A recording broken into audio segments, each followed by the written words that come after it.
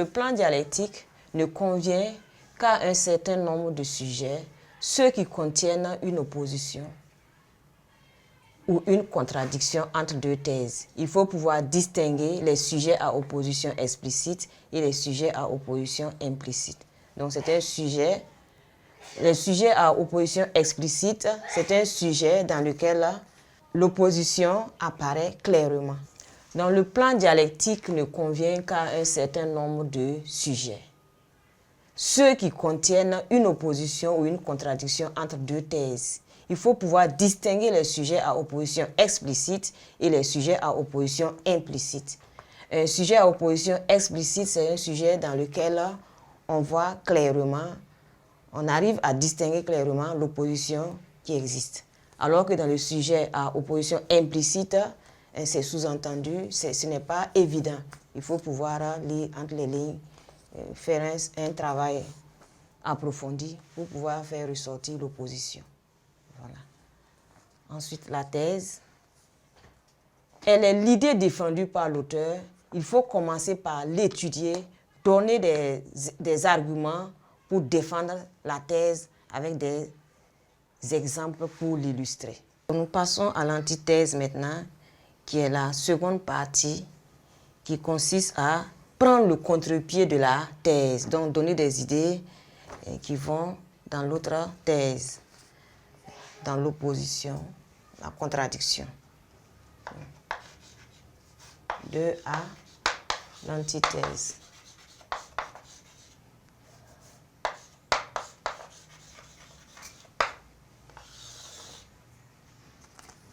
Donc, c'est la thèse adverse.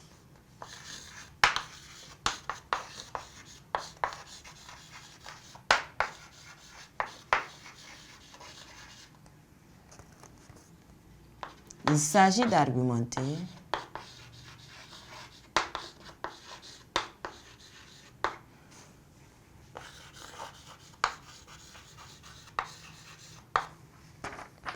pour prendre le contre-pied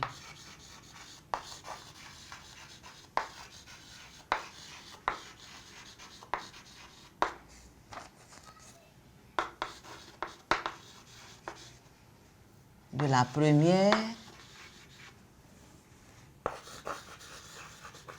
thèse.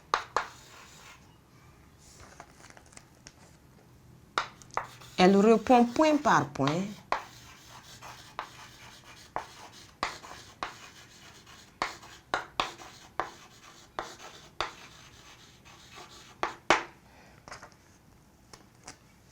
aux idées développées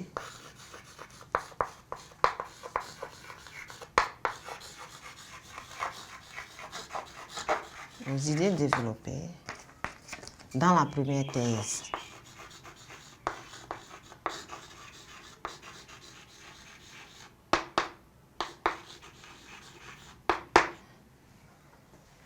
Donc, je lis pour vous l'antithèse. Donc, c'est la thèse adverse. Il s'agit d'argumenter pour prendre le contre-pied de la première.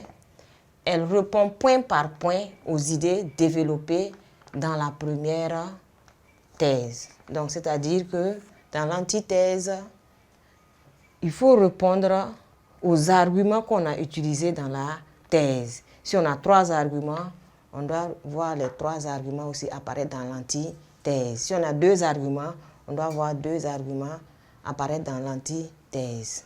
Donc, on répond point par point. Si dans la thèse, par exemple, on a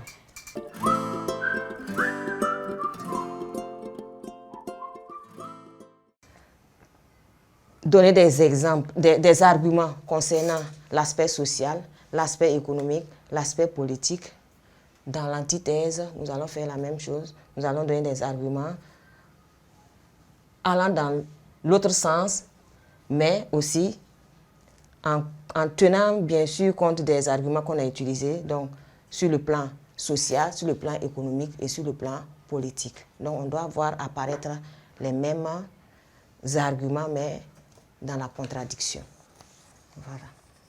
Et on termine avec la synthèse. Donc 3A.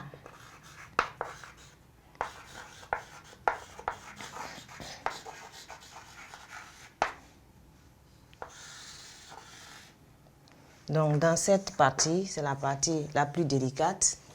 Il faut faire le bilan de la thèse et de l'antithèse. Ensuite, trancher, dépasser la thèse et l'antithèse pour donner un point de vue. Voilà. Donc, dans cette partie,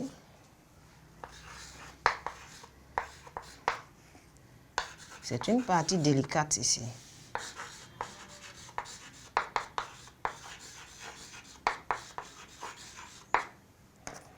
Il s'agit, dans cette partie,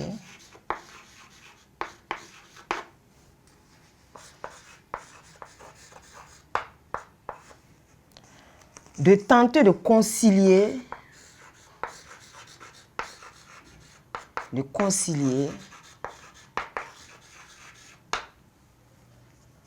les deux points de vue précédemment exposés.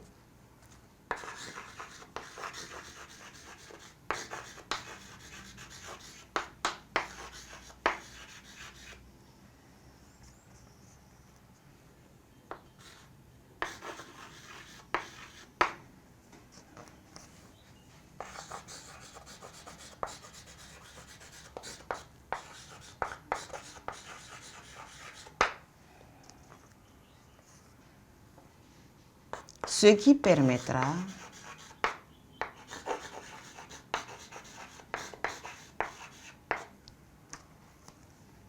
de déboucher sur un jugement personnel.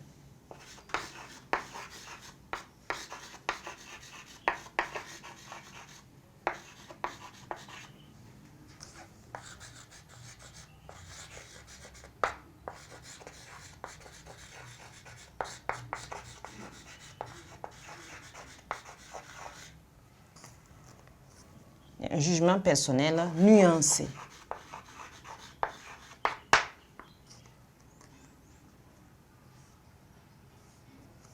Donc voilà ce qui concerne la synthèse.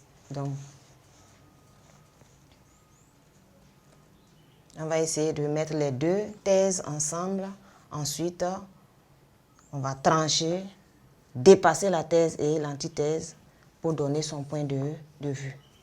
Donc, c'est la partie délicate. Donc, il s'agit dans cette partie de tenter de concilier les deux points de vue précédemment exposés, ce qui permettra de déboucher sur un jugement personnel nuancé. Voilà. Donc, c'est fini pour le plan dialectique. On va passer à un autre type de plan, le plan analytique.